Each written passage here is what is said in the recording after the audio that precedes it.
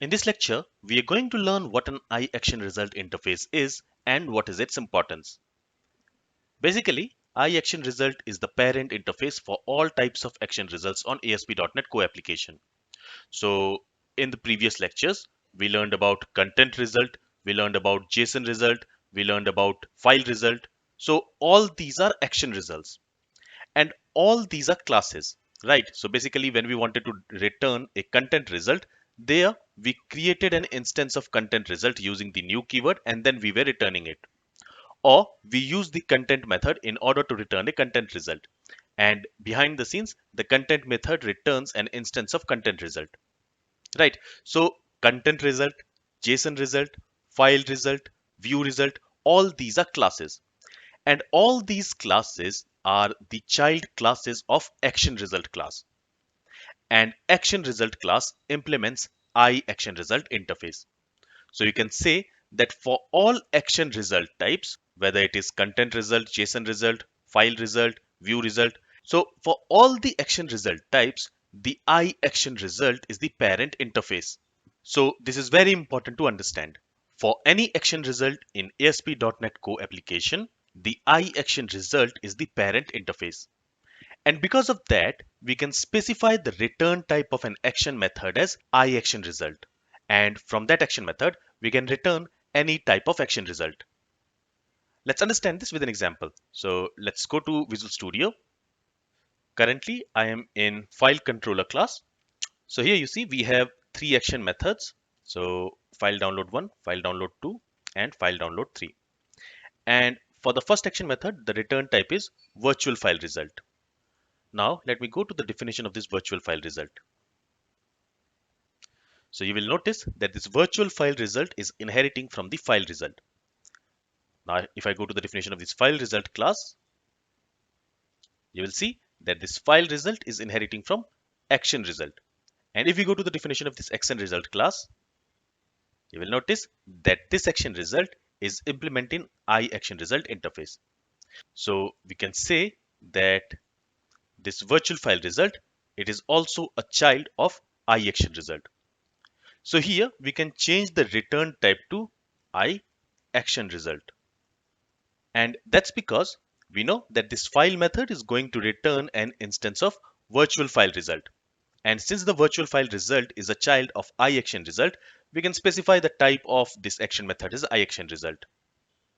We can do the same thing here as well, because this physical file result, if I go to the definition, it is again a child class of this file result. And we have seen that this file result is basically a child of IActionResult. So here also, for this physical file result, we can change it to IActionResult. And we can do the same thing here as well. And this we are able to do because all types of action results in ASP.NET, it is inheriting from IActionResult. And this allows us to set the return type of an action method as IActionResult, and then from within that action method, we can return any type of action result. Here, we are returning virtual file result. Here, we are returning physical file result. And here, we are returning file content result.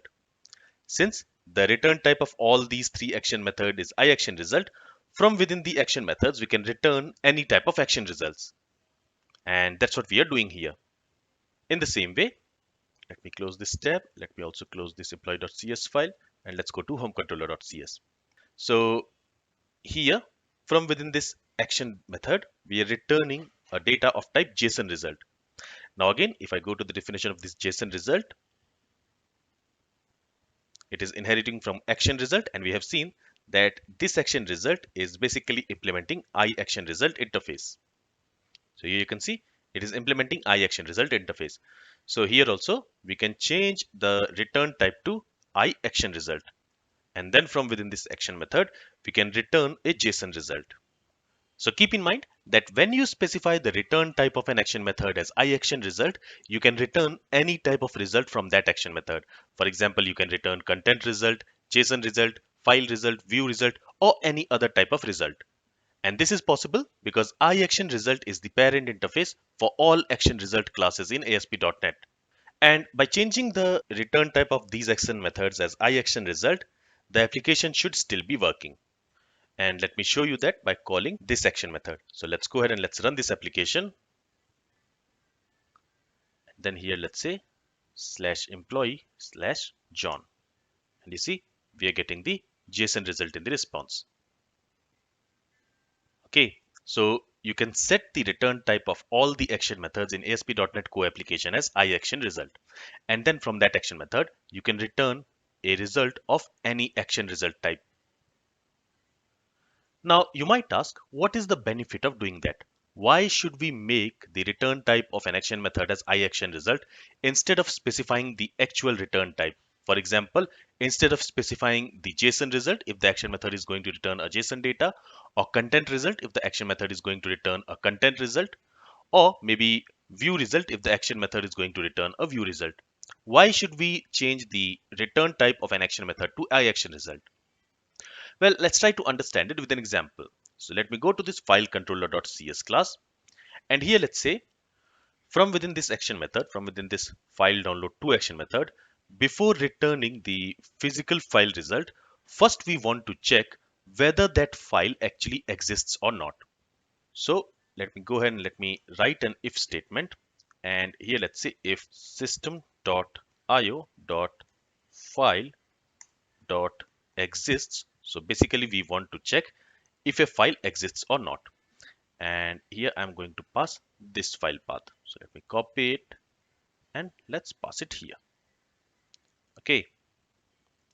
Now, if this file does not exist, so here I'm going to use this not operator. So if that file does not exist, I want to return a content result, because here, since the file does not exist, I don't want to return a file result. I want to return a content result. For that, I'll say return, and I will use this content method instead of creating a new content result instance.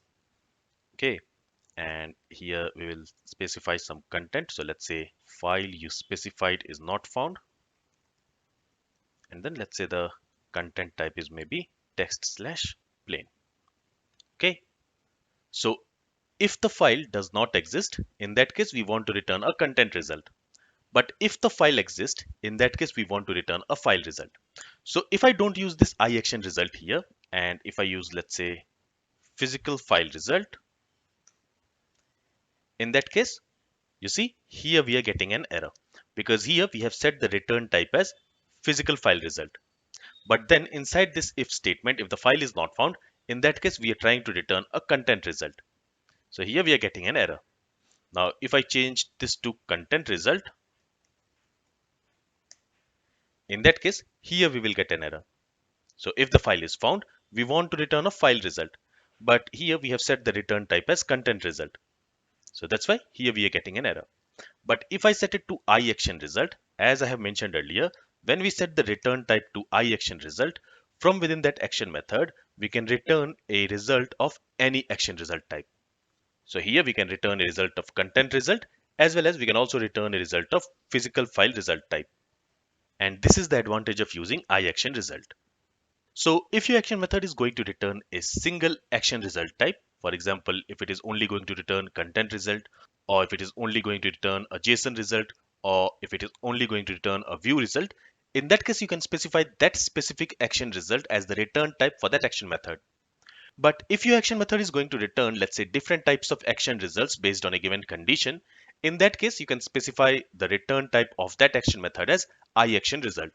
Because when you specify the return type as IActionResult, from within that action method, you can return a result of any action result type. So let me go ahead and let me run this application. And what I will do is I will change this file path here. So let's say I'll specify sample file once as the folder name. Now this folder name is not present. So this if condition will return true. And in that case, we should get a content result in the response. Let's actually see that. So let me run this application. And here let's go to /file/download file 2. And you see, here we are getting the content result, and it says file you specified is not found. But if I remove this one, so in that case, this file is present in this sample files folder. In that case, we should get a file result in the response. So again, let me go ahead and let me run this application. and here let's say slash file slash download file 2, and now we are getting the file result in the response. So keep in mind that this IActionResult is the parent interface for all type of action results. Now here I have not mentioned all the action results which ASP.NET Core supports, but just remember that for all the action result classes in ASP.NET, they are the child of this action result class. So this action result is the parent class, and this action result implements this IActionResult interface. This is all from this lecture. If you have any questions, then feel free to ask it.